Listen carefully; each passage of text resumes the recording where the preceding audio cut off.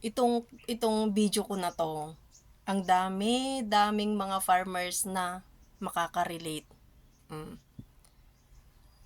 Ito, sa mga buyer diyan, 'no, pakiusap naman. Maging fair naman po kayo sa aming mga magbubukid. 'Di ba? Kasi alam niyo 'yun, parang mas malaki na yung mga kinikita nyo kaysa sa mga farmers. O wag kayong magagalit kasi ito ang nangyayari. Hindi ko naman linalahat dahil may mga buyer pa rin talaga na mababait. Alam nila ang pagod ng mga farmers, alam nila ang mga gastusin ng mga farmers. Ito, matamaan ng matamaan dahil totoo tong sasabihin ko. Diyos ko naman, maging fair naman po kayo sa aming mga farmers. Palagi niyong sinasabi ang puyat nyo, pagod nyo. No, kapag kinukuha nyo yung mga kalakal naming mga farmers.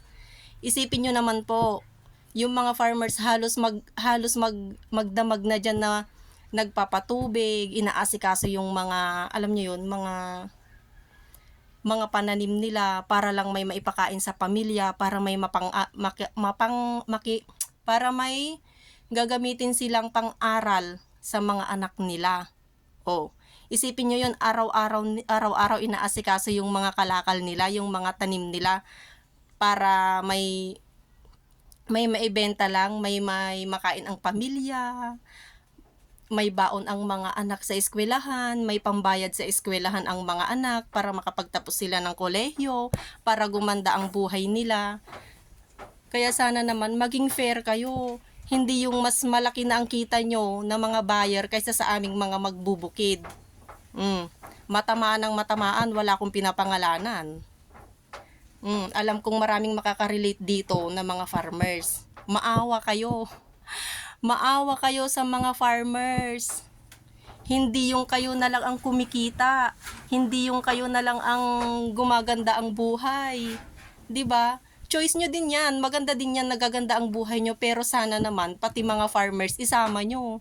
'Di ba? Hindi yung kayo na lang ang kumikita. Kayo na, mas malaki na yung tinutubo nyo kaysa yung mga tinutubo ng mga farmers. Tama ako, di po ba? Sa mga nanonood dyan, nakagaya kong mga farmers. Kasi wala na kawawa na, masyado ng kawawa tong mga farmers ang ginagawa nyo. Pero hindi lahat ng mga buyer. Hindi lahat.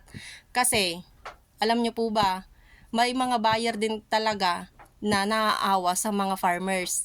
Kasi yung mga ibang buyer magbubukid din kaya alam nila ang pagod, ang hirap magkapital, ang hirap ng buhay ng mga farmers, alam nila yan. Kaya sana naman sa mga kagaya namin na mga kagaya ko na mga farmers, nako, ilaban natin yung tamang presyo ng mga kalakal natin. Hindi yung mga buyer na lang palaging kumikita.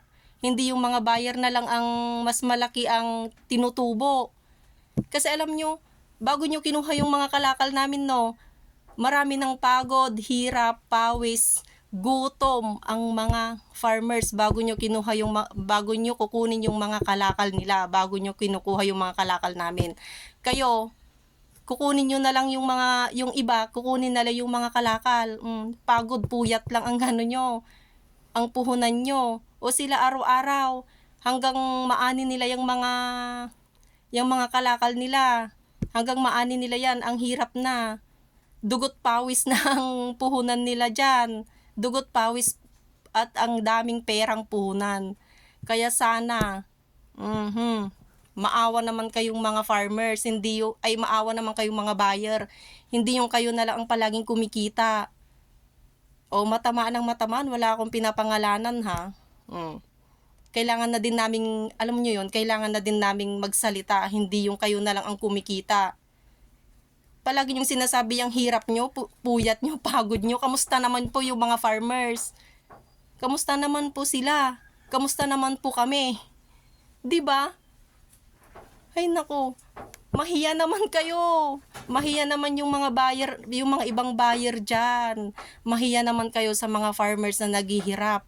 para lang kumita, para lang may pangkain sa pamilya, para may maipang-aral sa mga anak, para makapagtapos sila ng pag-aaral at gumanda naman ang buhay nila. Hindi yung ang hirap na nga ng mga farmers, linulugmok nyo pa masyado ng mga buyer. 'Di ba? Ay nako, kasi naman kunyari no, ang presyo 30, kukunin nyo lang ng 15. O 'di ba? Yung 15 tubo nyo, grabe, ang laki. Yung 15 na yun, na pinangkuha nyo sa mga kalakal. O, andun pa yung mga kapital.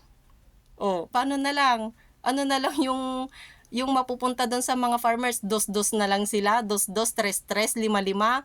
Tapos kayong mga buyer, 15, ganon. 15, 10. Wow! Hanggang astig ah. Maawa naman kayo, mahiya naman kayo sa mga farmers. Yun lang. Wala akong pinapangalanan, matamaan ng matamaan. 'Di ba?